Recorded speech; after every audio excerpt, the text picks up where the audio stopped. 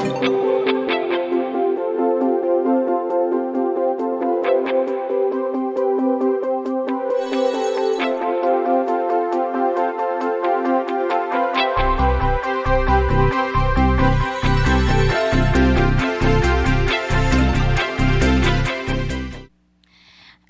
may picture po dito. Yan, naranasan nyo na ba yung aalis kayo, tapos yung mga kasama mo, yung parang hindi pa mapakali, dadaanan ka pa sa inyo. Tapos, aano nga yung, ayan, mambubulabog. Yung parang mangangatok pa, parang aano ka pa na, tara na, parang bilisan mo na yun. Tapos, ikaw nagsusuklay ka pa lang, di kaya pipili ka pa lang ng damit mo. Tapos, parang aano ka nila na, okay na yan, yung minamadali ka. Tapos parang di ba nakakaano sa atin, ano ba, wait lang, di pa nga may gagawin pa ako, ganyan, magtututbrush pa ako. Yung parang ang dami pang gagawin. Tapos alam nyo ba, sa Israel nga kasi, dahil nga di ba, grabe rin yung mga nangyayari sa Israel ngayon.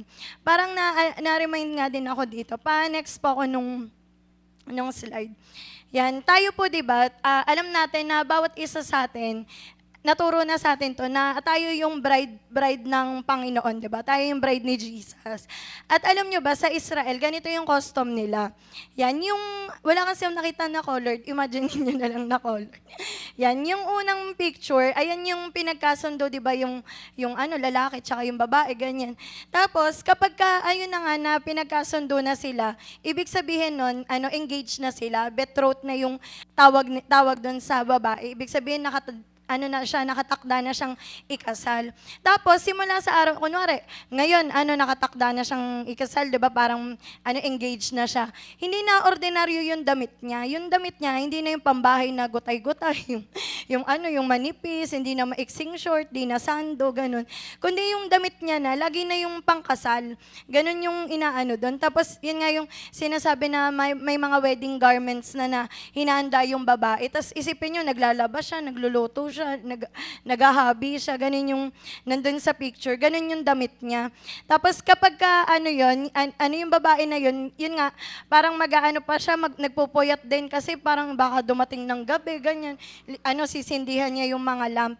Parang ready siya kung dumating man yung mapapakasalan niya. Hindi yung pa siya na, wait lang na, hindi ko pa naayos yung mga, yung damit ko, hindi ka pa na-plancha, hindi ka pa nalabhan, hindi pwedeng ganun. Kasi yung lalaki, pag dumating siya, nawala yung picture.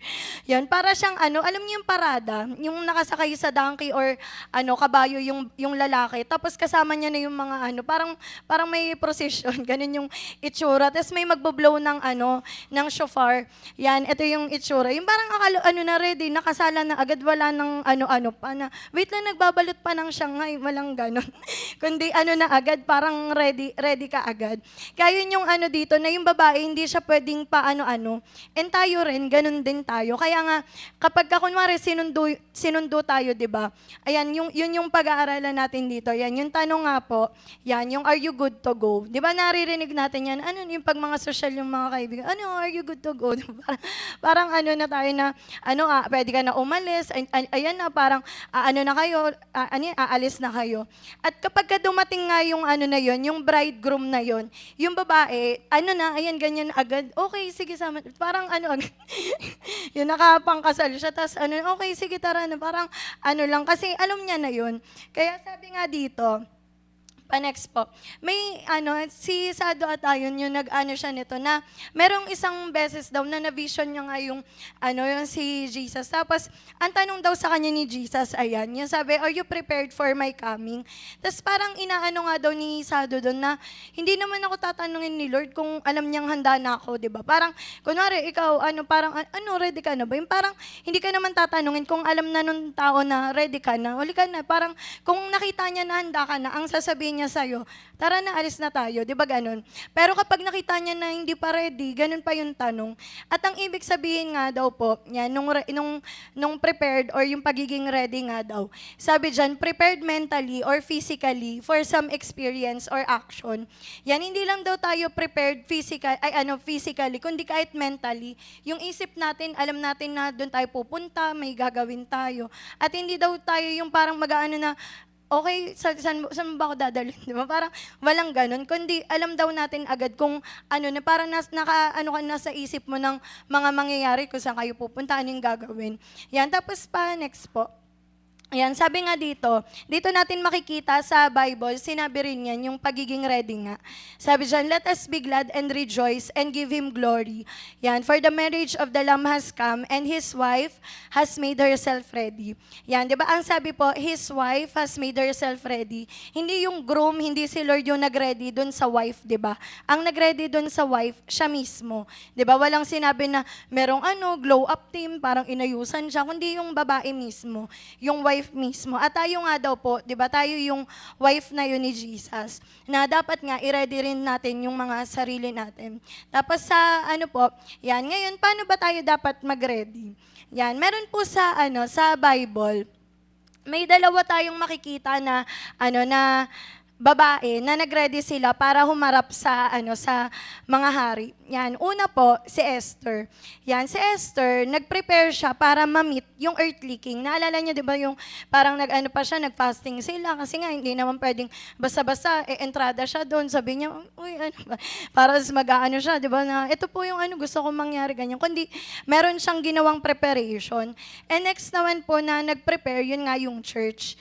Yan, sabi nga, di ba, yung prepares to meet the heavenly king. Yan, kaya may dito na nag-ready, ibig sabihin may ginawa talaga.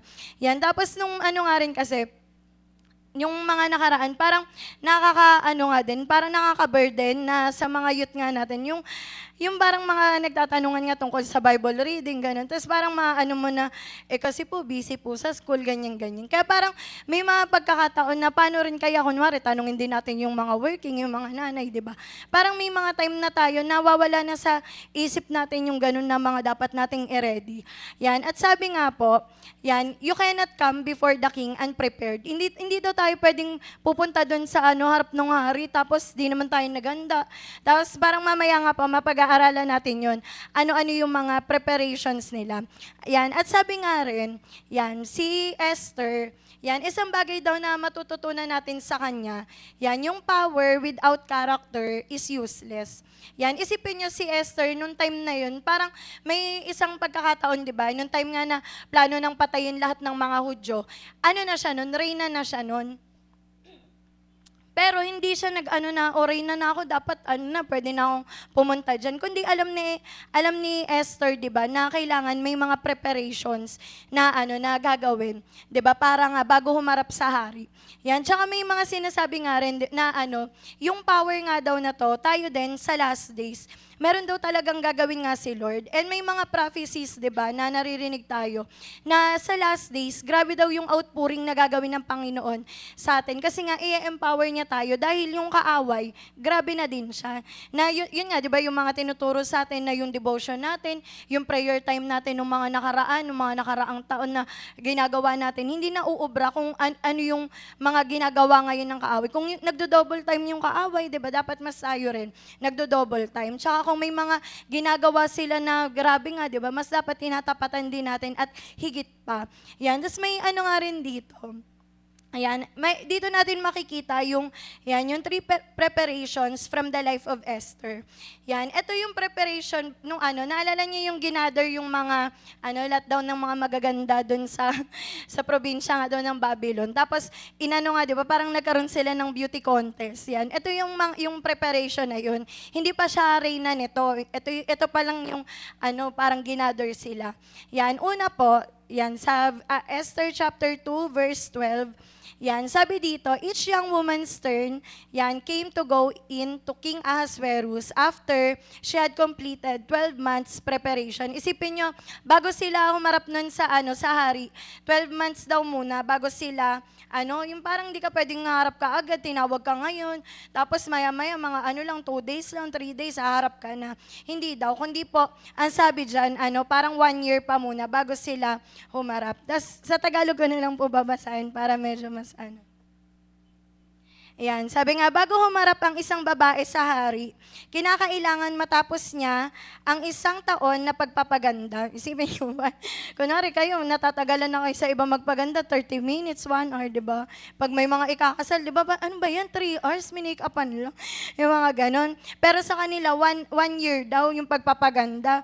Tapos sa unang 6 na buwan, magpapahid siya ng langis na mira sa katawan at sa susunod na 6 na buwan, magpapahid naman ng mga pabango at ibang pampaganda. Yan. Sabi nga, may mga ano daw doon, yan na i-ready pa sila. Tapos hindi yun na kunwari, yun lahat, parang lahat yan moisturizer.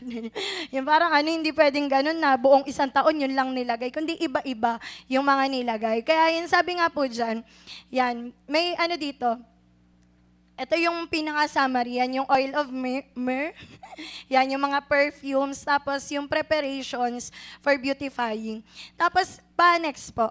Yan, sabi nga ngayon, kung kunwari, sa mga makeup ngayon, sa lahat ng mga, mga makeup artists ngayon na ang gagaling na, ang na ng mga training, di ba? Na parang nag-i-improve sila, di ba? Ewan ko kung nakita nyo yun, yung kilay dati, yung parang pentel pen. Tapos ngayon, di ba, parang dinodrawing na lang, ganun. Parang, sabi daw, kung ngayon daw na, na time, pwede pa daw talbugan mo pa si Esther sa sobrang ganda, may mga ano ka pa dito, may mga nose line, may mga ganyan, highlight, ganun. Pero, sabi nga daw, kahit daw gaano kaganda yung panlabas, pwede ka pa rin daw ma-reject. Next po ako ng picture. Yan, ito yung time na hindi pa, papasok pa lang si Esther. Di niya pa alam kung mapapaboran ba siya o hindi. Pero, grabe yung ginawa niyang preparations, di ba? Na kahit anong mangyari, talagang siya, parang alam niya na, basta yun, di ba yung sinabi niya nga na, if I perish, I perish. Handa siya, man yung mangyari. Pero yun nga, nagkaroon siya ng mga preparations. At sabi nga po, yan, sabi nga, yung internal adorning, yan, yun daw yung pinakamahalaga na ginawa ni Esther. Yan, na parang kahit na yung mga doon na ang dami nilang mga pampapaganda, 1 year silang inayusan, parang ang daming mga nilagay sa katawan nila. Pero yung internal daw, doon daw talaga yun daw yung pinaka, yan, nag-cause na magkaroon ng favor kay Esther. Kasi nga, inayos niya yung heart, soul, and spirit niya. Kaya tayo rin daw, naalala niyo po, di ba, sa 1 Corinthians, may sinasabi doon na yung tayo, eto, di ba, corrupt yung mga katawan natin. Kaya nga sabi, we will put on the incorruption, na yun nga, parang di na kasi pwede yan na, alam niyo, di ba, yung iba pag namatay, naaagnas yung katawan, di ba, parang, kinakain mga uod, mga ganyan. Pero, sabi nga doon, yung internal, hindi yun hindi yun maaalis. Kaya parang may mga pagkakataon sa atin, di ba, na struggling tayo sa mga ganyan. Alam natin, meron tayong kiniklaim, di ba, na from glory to glory, binabago tayo ng Panginoon. Pero may mga time talaga na nagfi-fail tayo, di ba? Parang minsan nasasabihan pa tayo ng grabe, malalim na yan, ganyan yan. Yung parang may mga ganun tayong natuterm. Pero naalala niyo si David, di ba? Kahit gaano kagrabe yung ginawa niya, di ba? Yung parang kasalanan niya sa harap ng Panginoon. At the end ng buhay ni David, ano pa rin sinabi ng Panginoon sa kanya, di ba? Talagang man after God's own heart. Kasi hindi tumigil dun si David. Na sabi nga, di ba, hindi tayo nagpa-park sa mga success natin. Hindi tayo tumitigil pag matagumpay na tayo. Pero isang bagay din daw yun, na dapat hindi rin tayo nagpa-park sa mga kasalanan natin, di ba? Kung may mga naging pagkakamali tayo, di ba, mag-repent tayo, magkaroon tayo ng mga reconciliation, di ba? Pero hindi na to yung panahon na ina-ICU pa natin yung mga hurts natin, di ba? Yung parang, alam niyo yung inaano mo pa na inaalagaan mo, talaga, grabe kasi talaga yung ginawa sa akin, hindi nila, parang yung mga, parang alam mo yung minamagnify pa kaysa sa mga promises ng Panginoon. And nung mga nakaraan, di ba, nakita natin yung balita sa Israel, na yung mga nangyayari sa mundo. And hindi na to yung time para i-nurture pa natin kung ano yung mga hurts ng bawat isa, di ba? Yung mga kasalanan natin, yung mga pagkukulang natin kay Lord, yung parang hindi na yun dapat yung minamagnify natin, kundi yung inaayos na natin yung sarili natin at tayuan natin yung sinabi ng Panginoon na pinatawad niya na tayo at nilimot niya na yun, yung mga kasalanan natin. At sabi nga po, Ayan, ito na yung una, yung oil of myrrh. Yan, alam natin 'di ba pag sinabing yung sa ano nga, oil of myrrh, yung ano yan, yung parang nag-aano siya sa kamatayan, ganyan parang nag-aano dun sa death, 'di ba? Pero sabi nga raw, yung oil na to ginagamit din daw po siya. Yan, para po sa ano, sabi diyan yung oil na yan, useful daw siya para magpakinis ng balat. Tapos yan, magpakinis, magpalinis, ganyan. Tapos yan, and solid, yan, ano, for giving strength and rigor to the body. Yan, inaano niya yung katawan. Kaya sabi nga daw, bakit daw ganyan? Alam niyo yung parang sabon yan, ganun, na pinapahid nila. Tapos may ano nga din, may pa-next nga po. Yan, sabi diyan, yung mga ano daw kasi na yun, mga babae daw na yun, kahit magaganda sila, dugyot sila, de joke lang. Yan, parang ano daw kasi, isipin nyo taga-probinsya sila, yung mga kinakain nila, di naman lahat karne, hindi naman lahat mga pangmayaman, ganyan. Na yung may mga ano daw dun kasi, minsan yung iba daw kumakain daw ng buko, yung ano, yung parang angat-ngatin tapos yung ano nun kakainin nila. Tapos kung ano-ano yung kinakain nila, may kumakain ng palaka, ng daga, yung mga ano, parang hinuhuli nila tapos iluluto nila ganun. Tapos may mga nag-ano pa nga ate, mga uod, ganyan. Basta iba-iba yung kinakain nila. Yung magaganda sila pero ayun. Kaya ang sabi nga dyan, yung core strong food na yon, sabi doon, hindi daw yun madaling ma-digest. Yung antigas, hindi mo maaano agad, malalabas. Sabi nga, and generally, yung ano daw na, grabe daw yung pagpapawis, na pag ganun kinain mo, pawisin ka, ganun. Tapos sabi nga, yung pawis pa na yun, hindi pa yun mabango, ganun. Parang, dugyot ni yung dugyot pa yun. Kaya 1 year na parang sa loob ng 6 months, ang unang gagawin, kailangan mawala yun yung pagiging pawisin nila at saka pagiging mabaho. Yan, kaya hindi sila pwede agad pumunta dun sa hari, tapos hininga nila, may mga exotic, ganun. Kaya sila, binubukod sila, na kailangan makuskus ng makuskus, ganun. Siya, siguro may mga libag-libag, ganun. Kaya kailangan ayusin nila. Tapos next po. Yan, ito yung si Esther, nakita ko lang yun dun sa Yan, siya, loner siya, de joke lang. Parang may kasi dun, diba na sinasabi, favorite siya nun ni Hegay. Yung parang siya na pinilian siya ng kwarto, meron siyang 7 aliping babae, 'di ba? Tapos may mga nga doon na sabi nga, yung pure, yan, tsaka yung wholesome, tsaka easily digested na mga kailangan daw yun gawin sa kanila, yung mga kinakain nila, inayos. Tapos lagi sila naka-hotbath, yan, yung parang social ganun. Parang may mga steam, ini-steam, grabe naman, may flush pa. Yung parang ini-steam. Yan, tapos 12 months yun na ganun yung ligo nila, kailangan hot bath lang ganyan. Tapos sabi nga, the body frequently rubbed with olive oil. Yan, yung olive oil nila, pangpahid nila yun sa katawan nila. Sabi dyan, will in almost every case remove all that is disagreeable. Yan, of this kind. Ibig sabihin, parang nagiging mabango din sila kapag nagpapahid sila ng ganun. Kaya yung treatment daw na yon, sabi dyan, give a healthy reaction to all yung mga mababahong amoy, ganyan. Tapos sabi dyan, in every respect, promote health and comfort. Yan, nagiging mabango na sila dahil nga ganun yung ginagawa. Tapos next po. Ayan. Ito naman daw, parang may sinasabi rin na sa 12 months din daw na yon, meron daw silang inaayos din daw kahit etiquette. Kasi isipin nyo nga naman, kung taga-probinsya sila, tapos mga sila, kung, syempre nagbubuhat ng mga yun, di ba? Naalala nyo si Rebecca. Di ba? Parang nagbubuhat ng kung parang medyo siga, ganun. Parang maangas sila, ganyan nga. Siguro yung upo nila, nakabuka ka, ganun. Inaayos, dapat hindi, dapat ganito. Tapos siguro kung magsalita sila, medyo malakas, kasi nga, di ba? Yung tubig niya, puno na dito, di ba? Parang, baka ganun, kaya inaayos na hindi naman pwedeng pupunta ka sa hari, hari, di ba? Parang hindi pwedeng ganun. Kaya, yun, parang kahit daw yung mga ganun na nakasanayan na nila, tinatanggal daw yun sa kanila.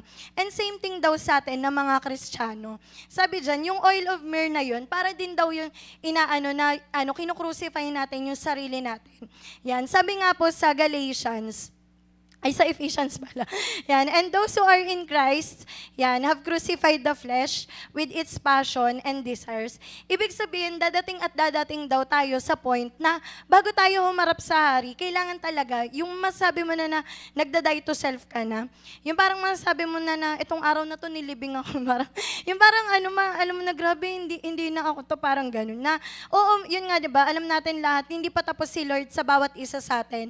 Meron talaga tayong nagagawa pa na hindi naman nakakalugod kay Lord, may mga naiisip, nasasabi, di ba? Tsaka may mga pinupuntahan pa tayo na dapat di ka na pumupunta dyan, Kristiyano ka pa naman, ganyan. Parang may mga ganun. Pero ang sabi doon, daily, di ba, we die to ourselves, na may mga pagkakataon na, oo, Lord, parang nagsasorry tayo, di ba? Pero yun nga, hindi na natin siya para pa na talagang na lang tayo doon, nagpakalugmok. Kundi, yun nga, nagmo-move forward tayo. At saka, kung may mga pagkakataon nga, di ba, ewan ko nakikita nyo yun, parang kumalat. Parang kumalat kasi yun sa Facebook.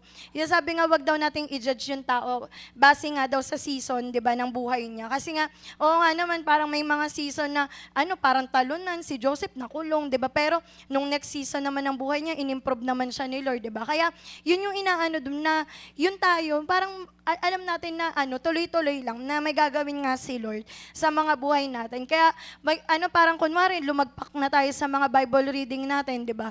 Huwag nating hayaan na total lagpak naman okay na, hindi na ako magbabasa. Kundi natin, parang bawiin natin, 'di ba? Na Lord, kahit pa unti-unti, 'di ba? Parang makapagsimula ulit. Kung may mga time na yung mga prayer lives natin, 'di ba? Parang na Lord, hindi ako ganito mag-pray, parang hindi na ako sanay na ganito, 'di ba? Kundi natin siya na hindi yung iisipin natin, okay niyo, wag na mag-pray. Hindi na naman ako nag-pray kahapon, di ba? Kundi iayos natin. At saka, kung may mga pagkakataon nga din daw po na tayo, lalo nga daw ngayon, parang may napanood kasi akong preaching na, yung parang nagiging dahilan nga daw ng mga conflict is dahil nga daw selfish yung mga tao. Di ba? Yung parang, pag nag-aaway daw, yung sinasabi, kilala mo ba kung sino ako, ha? Parang nang aangas pa. Pero sa mga pagkakataon nga daw na ganun, yung hindi na natin pa na, mag-seek tayo ng vengeance, ng justice, di ba? Kundi, ang gawin nga daw, yung reconciliation. Tsaka parang may mga pagkakataon, di ba, na minsan, yung mga ate, kuya, di ba, ba't akong mag-sorry ate ako, di ba, kuya ako, ganyan. Pero, dapat mag-set tayo ng example doon. At saka, may mga nga rin doon na yung kinukrucify din daw natin yung sarili natin. Every time na sumusunod tayo sa Panginoon, di ba? Pagka kunwari, alam mo na, Lord, matutulog na talaga dapat ako ngayon pero magpe-pray ka, magbabasa ka ng Bible.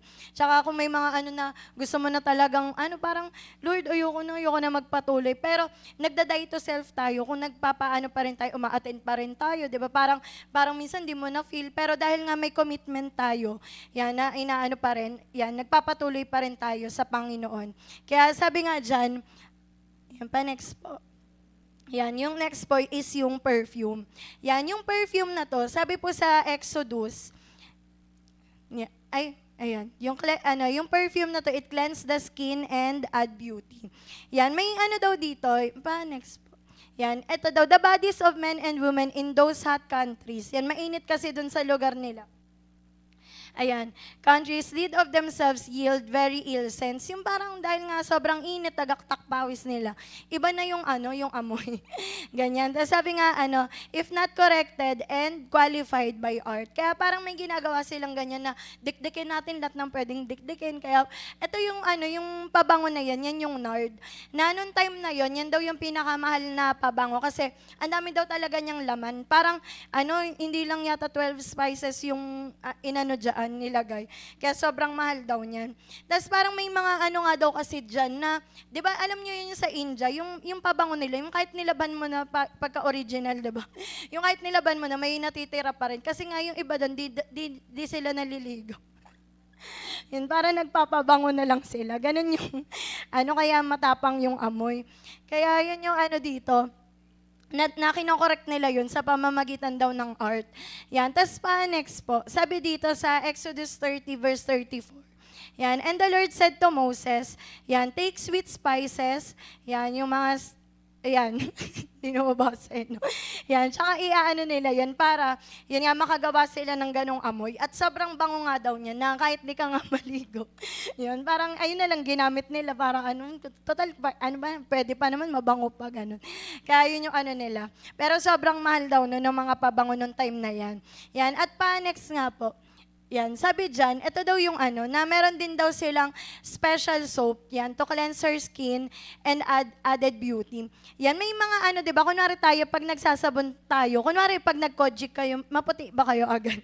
Di ba, hindi? Kasi nagpapaaraw pa kayo, may mga, ano, pasansan pa napunta, di ba? Parang may inaano dito na, sabi nga daw, ano, yung sabon daw na yun, yung ikukuskus mo daw talaga hanggang mamuti yung, ano yung tao, ganun.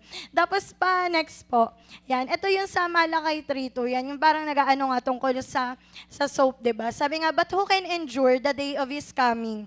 Yan, and who can stand when he appears? For he is like a refiner's fire and like a launderer's soap. Pagka daw meron daw talagang masabi mo na, ito, ano, dito tayo sa laundry na to, kasi maganda dito. Alam nyo ba, yung tao daw na yun na nandun sa laundry na yun, kilala siya kasi hindi siya nagpapalagpas ng mancha. Ganun yung ano, kaya parang may inaano daw doon na, ano, sabi dyan, si Lord daw, para daw siyang ganun, na hindi siya magpapalagpas ng kahit anong kasalanan, kahit anong mancha sa buhay natin. Kaya di ba, naalala nyo anong sabi, yung without spot, without blemish, di ba? Kasi nga, ganun si Lord, hindi niya papalagpasin niya na pwede mo sabihin, Lord, maliit lang naman to, Lord, kaya ko lang naman nagawa kasi ganito, ganyan. Pero hindi, kundi may inaayos si Lord. And kung may mga time nga, di ba, na kung hindi pa tayo susunod, minsan, ang ano na ayaw mo talaga, sinonrox na siya. Yung parang ano, di ba, pag ayaw matanggal, inaano, di ba, parang minsan pinapakuluan pa, di ba, parang ang daming ginagawa para lang matanggal talaga. Kasi ganun daw talaga, na, kunwari kayo, pag naglaba kayo, okay na yun, hindi naman na mapapansin, sabihin ko na lang kanina lang, kanina lang to. Pero matagal na pala talaga yun, di ba? Uy, parang may mancha yung damit. Hindi, kanina na natapunan kasi, di ba? Pero, ano, pagka pinatagal, di ba, ano nangyayari dun sa mancha? Di ba, lalong mahirap tanggalin. Kaya, ano, kasi, ganun yun, di ba? Kunwari, natalsikan ka ng tinta ng ballpen, di ba? Parang, ano ka na, ano ba yan? Puti pa naman, parang nakakaano, yung parang, nawawala minsan sa mood yung mga estudyante, ganyan. Naalala ko dati, ano, yung uniform kasi namin nung college, ano, white, yung white talaga, white taas, white yung palda, ganun. Tapos, ano, favorite ko yung, ano, fried siomay. Natapunan ng toyo. Tapos umuwi talaga ako, di na ako pumasok nun. Kasi parang sa part ko, ang dugyot tingnan kasi white na white, tapos yung toyo na di. Yung parang ano, parang nadudugyutan ako sa sarili ko. And tayo, di ba, parang may mga pagkakataon tayo na, kunwari yung mga damit natin may mancha, di ba, parang nako-conscious tayo. Pero how much more pa sa mga buhay natin, di ba? Na kung Lord, ito parang ganito talaga ako, di ba? Parang ang dami na nagsabi, ganito daw, ugali ko, ganito. Yung parang pagka ganun, i-ano na natin, iayos na natin. Huwag na nating palampasin na, ano, natusta na yung mancha doon, di ba? Kasi mahirap na siyang tanggalin. Kaya, i-ano talaga natin yun. And ano din yung sikreto, di ba? Para mawala yung mga talagang, stubborn na mga sins na yun. Yung binababad, di ba? Yung mga mancha na ang hirap tanggalin, minsan binababad, inaano pa, di ba? Kung ano pa yung ginagawa. Kaya, ganun din tayo, na binababad din natin yun sa prayer, tsaka yun nga sa Word of God. Kasi sabi rin dito, yun daw yung soap na yun daw yung Word of God. Sabi dyan, the Word of God that can cleanse you and refine your soul. Yan, yung Word of God daw, di ba, na every time na binabasa natin siya, nalilinis tayo, and at the same time, may mga tinatapyat sa mga buhay natin, di ba? Yung parang, pagka alam mo na ganito tayo, dapat di na pala, dapat pala ganito, ganyan. Kundi inaayos. At sabi nga po dito, sa Ephesians 5:26, yan, that He might sanctify and cleanse her with the washing of water by the word. Yan, ganun daw yung inaano ni Lord sa atin na every time, di ba, na talaga nagbabasa tayo ng Bible, merong ginagawang paglilinis ang Panginoon. Kaso lang, yan, dito na tayo na uuwi, di ba? Hindi tayo nagbabasa ng Bible. Kaya hindi natin ngayon alam na, ay, mali pala to, pala ganito. Hindi natin alam, may promise palang ganito si Lord, meron palang inutos na ganito. Ang gusto natin, i-comfort tayo ng i-comfort, encourage tayo ng encourage. Pero hindi natin alam ang sabi, ang Bible din para sa correction. 'Di ba? Gusto natin inaano lang tayo, yung binibebe tayo, 'di ba? Uy, okay lang 'yan. Uy, intindihin niyo siya, 'di ba? Sabi sa Bible, unawain daw. Pero anong sabi ng Bible, 'di ba? Sabi nga doon sa Tagalog, pag sa Tagalog nagbas, pag paluin daw yung bata. Yun sa Proverbs 22:6, 'di ba? Para daw umayos ganyan. Na ganun yung natin minsan na nagiging blinded tayo, na ang gusto lang natin na i-feed sa atin, 'di ba, ng Panginoon o di kaya ng mga tao sa paligid, yung gusto lang natin, nawawala na yung opportunity ni Lord mag-minister sa atin through corrections, sa mga rebuke, 'di ba? Na nawawala na pag sinabihan ka, uy, wag ka nga magmaiksing suot. Bakit ba? Ano ang pakialam niyo, 'di ba? Parang agad, sabi sa Bible, ganyan, parang gagamitan pa na tanggapin daw yung bawat isa. Mali nga 'di ba? Kaya yun yung natin doon, na nawa nagiging balance din tayo sa mga ganun. Kasi hindi na to yung yung parang alam niyo yun, yung hindi na to yung panahon na pa tayo na wag kayong ma-offenda, o wag kayong wag kayong mainis sa akin, wag kayong umalis Kasi word of God na yun, 'di ba? Parang meron nang sinasabi si Lord na hindi na natin kailangan pang depensahan para sa yung mga tao, hindi masaktan. 'Di ba? Na kung ito na yung time na dadating na si Lord, mag-aano pa ba tayo? Grabe, ganito yung preaching ni pastor, di man lang ganyan. Di niya naintindihan, pagod lang ako. 'Di ba? Parang may mga ganun tayo na iniisip natin dapat tungkol sa atin. Pero 'di ba nung mga nakaraan nga, parang grabe na yung Israel, parang na ng mga balita, 'di ba? Parang may isip mo pa ba na ang special mo, 'di ba? Parang yung mundo ganito nangyayari, tapos ikaw iniisip mo, ikaw yung mundo ng mga tao, iisipin nila, ay, yung suot ko na to last week, 'di ba? Parang hindi na nila yung papansinin, wala nang doon na, parang nasuot mo na yung last week, hindi ba yan yun? Di ba? Parang hindi na para inote pa ng mga tao yung ginawa natin, yung mga natin, kasi hindi na to parang hindi na to para lang sa atin, di ba? Hindi na focus sa atin, kundi para na lahat dapat kay Lord. Yan. At next po, sabi dito, yan yung pangatlo na, ito yung preparations for beautifying. Yan, hindi pa daw, iba pa yon yung mga pagpapaganda na ginamit nila.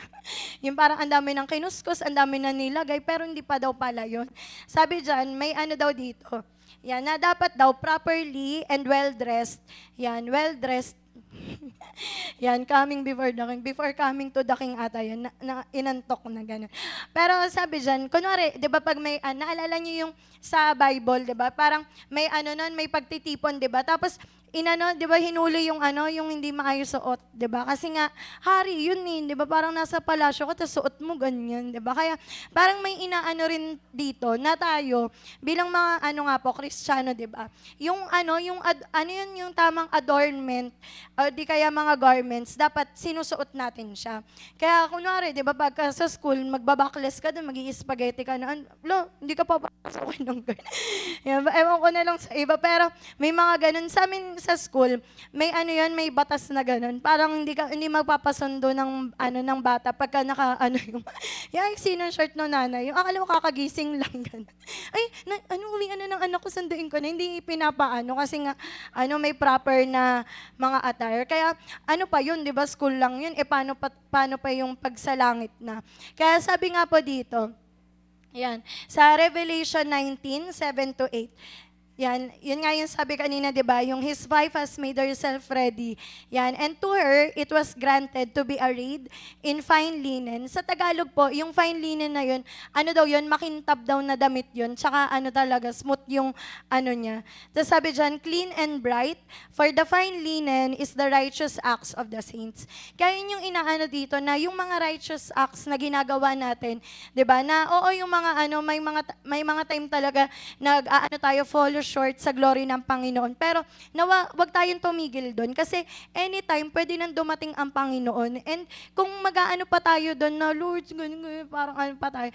Tayuan na natin yung yung i-claim na natin talaga yung forgiveness ni Lord at magtuloy-tuloy tayo diyan yung sa righteous acts, 'di ba, ng mga saints. Kaya may mga rin dito na dapat nating iayos sa mga buhay natin. Tas next nga po. Ayan.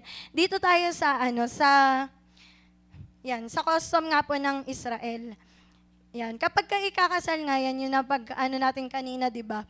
Yan, meron daw binibigay na yan. Ito kasi yung binigay niya ata dyan, parang bracelet, ganun. Pero sabi nga po dyan, next po. Yan, meron daw tinatawag na matan. or yung Hebrew word for the gifts given by the groom, yung asawang lalaki, yan, yung lalaki, asawa na ba agad? Parang yung lalaki, may ibibigay siya na something dun sa babae bago sila, yung bago siya umalis, kasi nga magpe-prepare siya ng, yan, magpe-prepare siya ng lugar para sa kanila, matuluyan nila.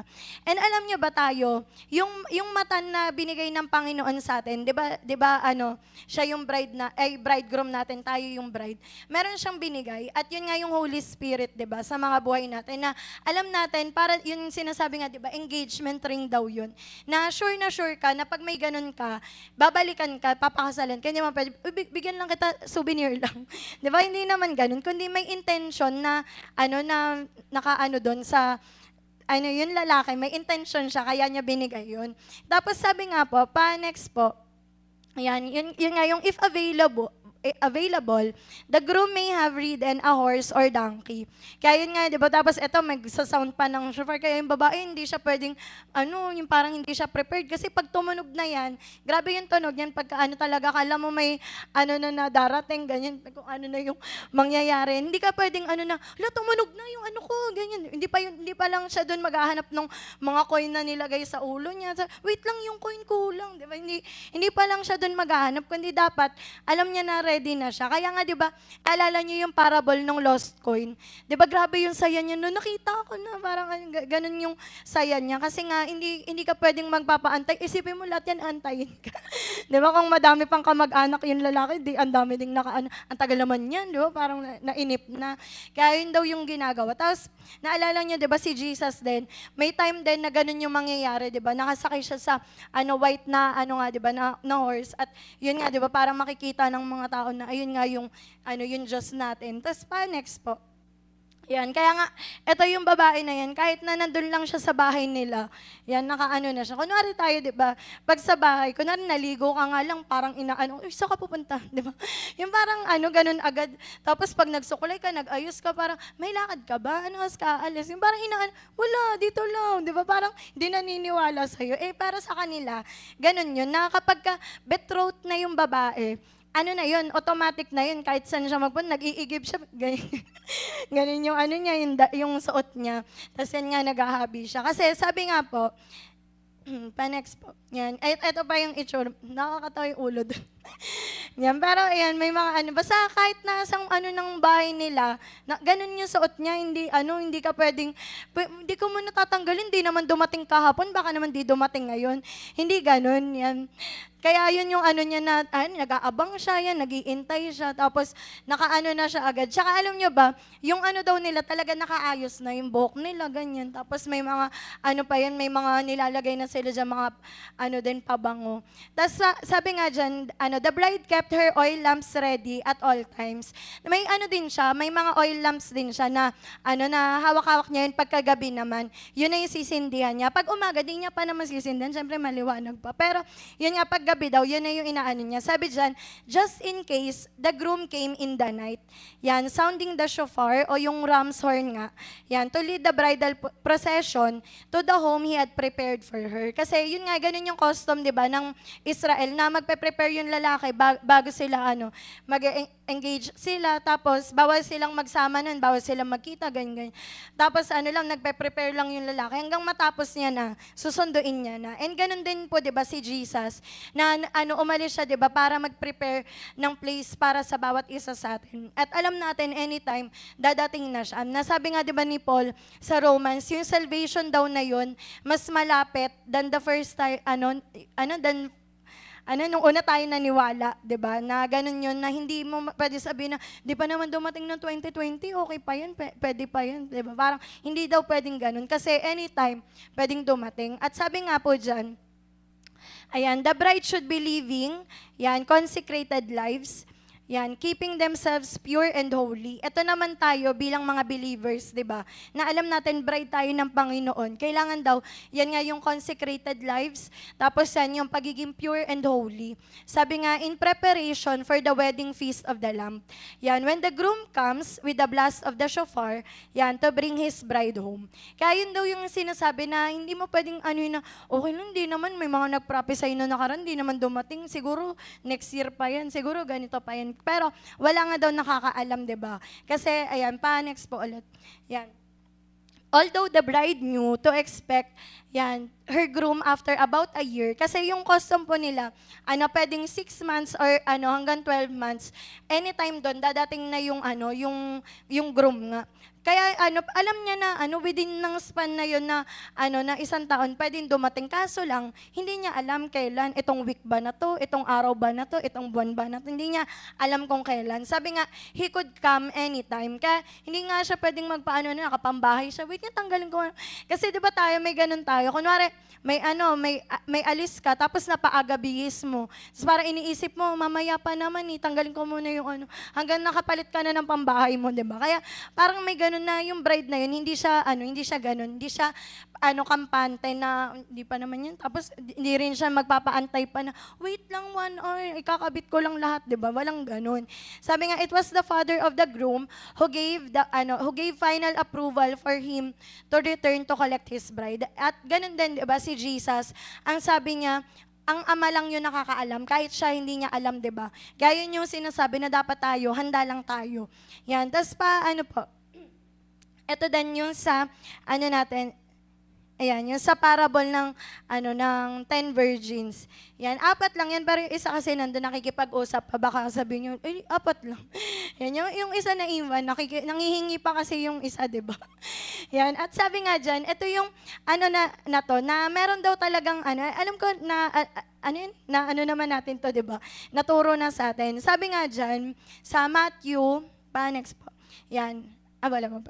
Yan, sabi dyan, yung secret daw na yun ng mga wise virgins na yun, sila, puno, yung lamp nila na yun, puno. Tapos, pinupunuan pa, yung continuously filled.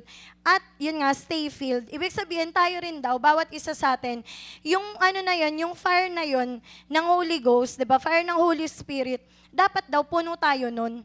'Di ba? At hindi lang tayo dapat puno, kundi patuloy na nagpapapuno. Kasi kunwari nga naman, ikaw pupunta kang sabihin natin magbabagyo tayo. Hindi ka pwedeng magpaano lang, pakarga nga ako lang, 2 litro lang. Hindi pwedeng ganun kasi saan ka naman dadalhin? Paano kung tumirik na nga naman yung kotse kasi wala ka ng gas? Hindi pwede. Kundi magpapagas ka ulit, ay malapit na maubos, pagas tayo ulit. Hanggang makarating ka, 'di ba, doon sa pupuntahan mo. And same thing din daw sa atin, sa buhay Kristiyano natin, na yung Holy Spirit na yun, yung parang every time, every now and then, feel dapat tayo nun, napapa-feel tayo ng Holy Spirit. And ang sabi dyan, yung stay filled, ibig sabihin na nanatili, na na puno, 'di ba? Yan, tas next nga po. Yan, pero naalala niyo yun, 'di ba? Yung sabi nga sa Tagalog kasi, ang term na ginamit, napatagal daw yung dating nung lalaking ikakasal. Ngayon, dumating siya midnight na. And yung midnight daw, parang it speaks about sa mga buhay natin. Yan, yung mga times of trouble. Tapos parang may mga time na pinipersecute na tayo kung ano na sinasabi ng mga tao sa atin dahil sa pagsunod natin sa Panginoon o di kaya dahil sa mga pagpipreach ng mga ng gospel, di ba? At ang midnight nga din daw, tinuterm din daw siya na Jacob's trouble. Kaya yung midnight daw na yun, parang ang daw, yung parang sinisignify din na sa pinakamadilim na part ng mundo, ay na time ng mundo, yung pinakamadilim na parang wala ng hope, doon daw pwedeng dumating na nga si Lord. Kasi 'di ba parang alam natin 'yun na parang wala na tayong matatakbuhan, 'di ba? Meron nga raw saan nga ba 'yun? Yung basta parang may sinasabi na basta ibang bansa. California ba, Canada? Basta parang may ganun. Basta letter C. Yung daw nila, lahat daw ng pera doon sa bansang yon, ang nangyari, inilagay daw sa isang bangko. Tapos parang yung bangko daw na yon, na under siya ng government. Ngayon, si government, parang sinasabi na, na hindi nyo pwede i-withdraw yan kasi, yan parang kami magde-decide kailan yung i-withdraw, ganyan-ganyan. Tapos parang ngayon yung mga tao, parang wala sila ngayong hope na, pera namin yun, tapos di naman pwede i-withdraw. Parang tuloy yung mga tao na yun na, grabe naman, paano gagawin natin dito? Kahit gobyerno, iniipit na tayo. Parang ganun yung pakiramdam nila na na wala anong gagawin? Hindi pumayag yung gobyerno na i-withdraw yung pera nyo, gano'n. Kaya parang grabe daw yung mga nag-aano na, parang wala ka nang maasahan. Ganun yung ng mga tao ngayon sa mundo na anong gagawin? Yun yung sinasabi, di ba, na tayo, di ba, na parang may naririnig na, saan kami ng Diyos ko naman yan kukunin? Pero yung mga tao daw ngayon, wala na silang hope na hindi na nila alam. Kaya dapat tayo nga daw, na alam natin yung blessed hope, dapat nga daw, yun nga yung sinishare natin. At sabi nga tayo, bilang mga Kristiyano, ano naman daw yung mga pwede nating gawin doon sa mga midnight hour ng buhay natin? 'Di ba? Ang mga daw na, kung nandun na tayo sa, feeling mo, ang dilim-dilim na ng buhay mo, parang di mo na alam gagawin. Ang pwede mo daw bang gawin, mag-backslide ka, maging duwag ka na lang, sumuko ka na lang, 'di ba? Yung umalis ka na lang sa Panginoon, o mag-stand firm, 'di ba? At tayo nawa ay pray na bawat isa natin, yun yung choice na piliin natin, 'di ba? Hindi tayo aalis kay Lord, di tayo magiging duwag na lang, di na lang tayo yung parang magiging biktima ka na lang, 'di ba? Kundi mag-stand firm tayo. At sabi nga, in order daw na mag-stand firm tayo, we need extra oil. Yan, sabi dyan, we need extra oil if we want to stand firm. 'Di ba? Na kung yung oil natin ngayon, kung i-check lang natin, kung merong meter na pwedeng sabihin kung saan tayo ngayon sa mga spiritual na buhay natin. Masasabi mo kaya na may extra ka pa, 'di ba? O wala, sagad-sagad na 'di ba? Parang paano na 'to pa-empty na 'to 'di ba? Na ito na yung time para magpa-feel tayo sa Panginoon. And hindi lang basta magpa-feel, kundi yun nga yung may extra. Kasi bakit? Ito daw yung yan, yung wisdom nga, hindi ko ba nalagay? Yan, pero sabi dyan sa Ephesians 6:18, yan, yung at manalangin kayo sa lahat ng oras sa tulong ng banal na Espiritu. Ipanalangin nyo ang lahat ng dapat ipanalangin, huwag kayong magpabaya. Patuloy kayong manalangin, lalo na para sa lahat ng mga pinabanal. Meron dyan sa English na term na ang sinasabi nga yung pray in the Spirit. Kasi nga daw, every time na nagpe-pray tayo in the Spirit, hindi daw yung parang alam natin na will of God yun, yung pinagpe-pray natin. At sabi doon, pray in the Spirit always. Hindi pag prayer meeting lang, hindi pag Sunday lang, kundi everyday sa mga buhay natin. Ewan ko napapractice natin yun, pero may mga time talaga, ako kunwari pagpapasok nga rin sa school, yun na-apply ko siya ng mga pagpe-pray in the Spirit. Kaya parang, di ba minsan tayo, grabe naman kakaluhod lang, nagtatangs na. Kasi nga, continuous na ginagawa. Hindi mo nasasabihin, wait na, inaantay ko pa sa edit. Kundi, meron tayong practice na ginagawa. At sabi nga dyan, di ba, yung hindi ko ata nalagay. Pero, sige po na lang ako. Sa Matthew yun Matthew 25, verse 4. Ayan. Sa po dito, sabi dito, kaya daw yung mga wise na yun, tinawag nga daw talaga silang wise, di ba? Kasi ito yung ginawa nila. Ayan. Habang ang marurunong naman ay nagdala ng reserbang langis para sa kanilang mga ilawan. Yung mga foolish, hindi naman sila foolish na foolish. May dala naman silang, may oil naman yung lamp nila. Kaso lang, ang nangyari, wala silang reserba. Na dahil nga napatagal onti yung dating ng lalaking ikakasal. Nawala, naubos na Wala silang extra. Kaya yun yung sinasabi na naging wise yung mga yung mga virgins na yun kasi meron silang dalang extra. At hindi natin sila pwedeng i-condemn na hindi man lang sila nag-share. Kasi nila yun para sa kanila yun. Kumbaga parang tayo, 'di ba, yung work out your salvation, 'di ba? Yung na ikaw mismo, your own salvation na hindi mo pwedeng sabihin sa leader mo na, uy, hindi mo man lang ako, sharean, di ba, na, ng extra oil, wala ba dyan? Kasi, bawat isa sa atin, same spirit, di ba? Hindi naman sinabi na mas marami pag pastor, mas marami pag leader, pagka ganito, pag song leader, mas doble. Walang ganun. Kundi, bawat isa sa atin, meron tayong same na na pwedeng, yung parang, sabi nga, depende daw kung gaano tayo ka-close sa Panginoon, doon yung amount na yun na makukuha natin, na ma-feel tayo ng Holy Spirit. Na sabi nga, you can be as filled as you want to be. Na walang limit yun. Kasi nga, kumbaga relasyon mo yun sa Panginoon, yun yung faith mo, di ba? At may mga nga rin na sabi po dyan, Sige pa, next po. Yan, yung although we know approximately the time of His return from the signs of the times, nakikita natin, di ba, yung mga signs ngayon na iba-iba na yung nangyayari, inaatake na yung Israel, ang dami ng mga, nagiging gulo, may mga famine, may mga wars, di ba? Alam natin na dadating na si Lord. Pero sabi nga dyan, the day of the Lord will come like a thief in the night. And may sinasabi nga rin, di ba, yung Bible, na doon sa time na walang nag-e-expect, doon sa time na walang nag-aantay, walang prepared, possible na doon dumating ang Panginoon. And how many of us, di ba, na meron tayong ganun, na talagang, Lord, tulungan niyo po ako na maging handa, na kung mag-rapture man, kung dumating man si Lord ngayon, hindi tayo magsasabi na, Lord, wait lang, di pa ako tapos dito, di ko pa nagagawa to, wala pa akong ganito, ganyan. Kasi, dapat i-ano na natin yun. Yung sabi nga, di ba, ni Peresone, yung parang put your house in order na, yung ganun na nga daw yung dapat nating gawin. Tas pa, wala ba? Wala pa naman akong coffee. Yan. Yan. At sabi nga rin, ayan, dito natin na makikita din na yung mga wise na na mga virgins na yon, rin sila. Kumbaga parang nagtari man, 'di ba? Parang na-delay man, pero alam natin na dumating, 'di ba? Yung lalaking ikakasal na yon. Tas pa next po. Sa Revelation 22 verse 12. Ito yung sinabi ng Panginoong Hesus, makinig kayo. Malapit na akong dumating. Dala ko ang aking gantimpala para sa bawat isa ayon sa mga ginawa niya. And next po, verse 17, nag-iimbita ang banal na espiritu at ang babaeng ikakasal. Hali kayo. Yan, sabi nga dyan, parang kung tayo ba, ganun din yung response natin, di ba?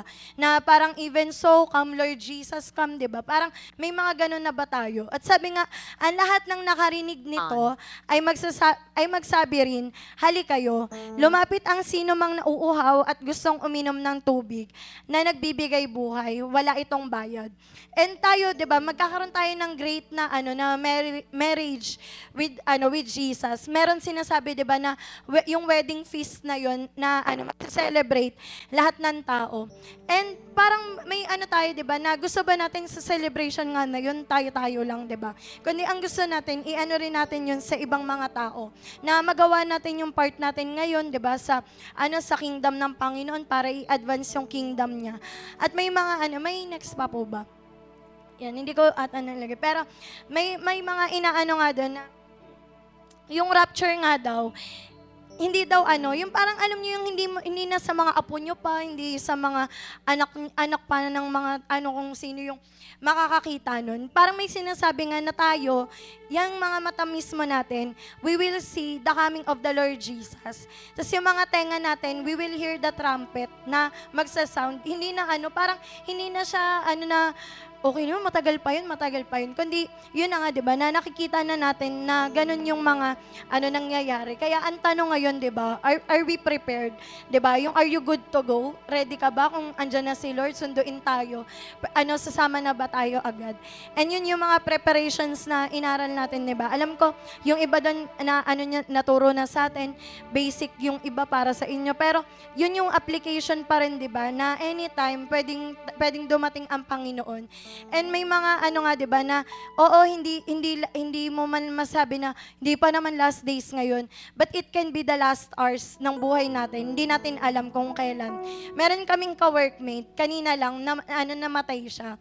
Ano pa 'yun? Ang lakas-lakas pa nun. Tapos parang kami na heart attack lang, biglang na agad na yung parang di man lang dumaan sa stroke, di man lang dumaan sa mga kung pa na ospital ganyan, kundi sudden talaga na parang ko na, grabe, parang nung kailan lang nagkukulitan kami, ganyan. Tapos, biglang agad, gano'n na, sasabihin, patay na, ganyan.